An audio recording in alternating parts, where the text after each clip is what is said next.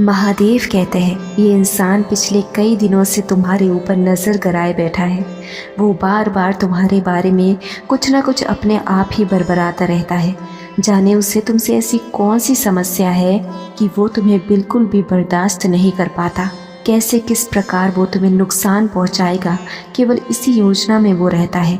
तुम्हें इस बात से बिल्कुल भी हैरानी नहीं है कि कोई महिला ही हर बार तुम्हारे साथ गलत करती आई है। तुमने जो भी काम किया है, जैसे उस हर काम में अड़चन पैदा करने के लिए कोई ना कोई तैयार बैठा रहता है। तुम्हें असल में समझ में नहीं आता कि अच्छा होना ही पाप है या फिर तुम उनकी तरह बुरे नहीं हो, ये तुम्हारा दोष है। मेरे बच्चे, ये सच है कि जो लोग अच्छे होते हैं उन्हीं को सबसे ज़्यादा संघर्ष करना पड़ता है। लेकिन क्या तुम जानते हो, जो बुरा करते हैं, जो दूसरों के लिए गलत सोचते हैं, उनके कर्मों का फल कैसा होता है? हाँ, तुमने ये अवश्य सुना है कि अच्छा करोगे तो अच्छा मिलेगा और बुरा करोगे तो बुरा ही मिलेगा। लेकिन तुम्हें अभी इस बात पर संदेह होता है क्योंकि आज तक जिन लोगों ने भी तुम्हारे साथ गलत किया है, उनके साथ अभी तक तुमने कुछ भी बुरा होते हुए नहीं देखा। इसीलिए तुम्हें ऐसा लगता है कि अच्छा होने का क्या ही फ़ायदा है अगर हर बार दुख और दर्द तुम्हें ही सहना पड़े। मेरे बच्चे, इस संसार का नियम अटल है। जो बुरा करता है उसे बुरा भुगतना ही पड़ता है, चाहे आज भुगते या फिर कल। अभी तक वो अपने संचित अच्छे कर्मों का फल भुगत रहा था।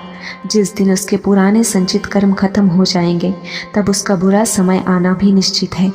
अभी वो जो बुरा करके अपने कर्म जमा रहा है, उसका फल भी उसको निश्चित समय आने पर मिलेगा। विश्वास रखो, तुम जो अच्छे कर्म कर रहे हो वो भी तुम्हारे ही खाते पर जमा हो रहे हैं और जब तुम्हारा सही समय आएगा, तब तुम्हारे अच्छे कर्मों का फल मिलने का समय भी आएगा। तब तुम्हारा भी अच्छा होने से कोई नहीं रोक सकता। तुम्हें कई बार ऐसा भी लगता है कि हर किसी का समय बदलेगा, लेकिन मेरा ही समय शायद कभी नहीं बदलेगा। मेरे अच्छे दिन शायद कभी नहीं आएंगे। मेरे बच्चे, क्या तुम सच में अपना सही समय, अपना अच्छा समय लाना चाहते हो? यदि हाँ, तो ये विचार तुम्हारे मन में कभी नहीं आते। यदि तुम निरंतर भटक रहे हो, यदि तुम किसी चीज़ पर स्थिर नहीं हो पा रहे हो, तभी तुम्हें ऐसा लगेगा कि तुम जो चाह रहे हो वो नहीं हो रहा। लेकिन जिस दिन तुम अपने लक्ष्य पर स्थिर हो जाओगे, जो तुम कर रहे हो केवल उसी पर अपना ध्यान केंद्रित करोगे, तो तुम्हें निश्चित लगेगा कि जो तुम चाहते हो वो अवश्य होगा। अपने लक्ष्य पर अपनी ऊर्जा लगाओ।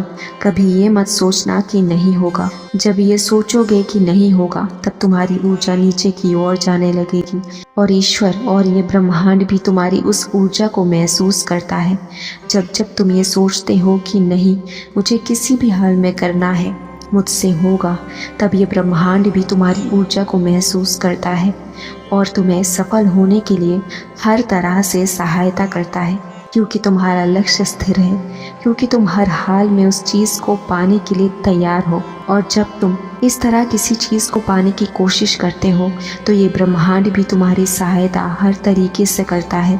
कभी भी नकारात्मक सोच अपने मन में मत लाना। विश्वास करो खुद पर, तुम कर सकते हो। तुम्हारे अंदर वो काबिलियत है, बस उसे पहचानने की तुम्हें ज़रूरत है। यदि अपनी ऊर्जा को और ऊपर ले जाना चाहते हो, यदि अपनी एकाग्रता को बढ़ाना चाहते हो, अपने लक्ष्य पर सदैव स्थिर रहना चाहते हो, तो अपने आप को शांत करो, ध्यान करो, ईश्वर के ऊपर अपने मन को केंद्रित करो। फिर देखना किस प्रकार तुम्हें अंधेरे में भी रोशनी का उजाला दिखाई देता है, किस तरह तुम्हारे लिए रास्ते खुलते जाएंगे। तुम खुद देखकर हैरान हो जाओगे। और ये प्रक्रिया कोई साधारण प्रक्रिया नहीं है। ये साधारण में भी एक असाधारण प्रक्रिया है जो हर मनुष्य के लिए आंतरिक ज्ञान और सफलता का द्वार खोल देता है, वो भी किसी बाहरी खोज के बिना, कहीं बाहर निकले बिना। बस तुम अपने अंदर छुपी इस शक्ति को पहचानो, फिर ज़्यादा देर नहीं लगेगी तुम्हारे जीवन में एक अलौकिक परिवर्तन होने में।